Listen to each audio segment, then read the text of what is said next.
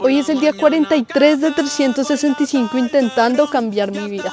Y hoy nos pusimos a trabajar en serio. Hoy nos pusimos a hacer los bosquejos del KaiBot en Tinkercad, pero esta vez los de verdad. Allí en la reunión discutimos un montón de cosas y encontramos que el mejor mecanismo es un rodillo de goma que funciona a presión. Les voy a mostrar el bosquejo que hice. Tenemos las ruedas al aire para evitar que se les meta el polvo de ladrillo. Por dentro tenemos el almacenamiento, el rodillo del que les hablaba y afuera unas palancas. Eso fue todo por hoy. Nos vemos mañana.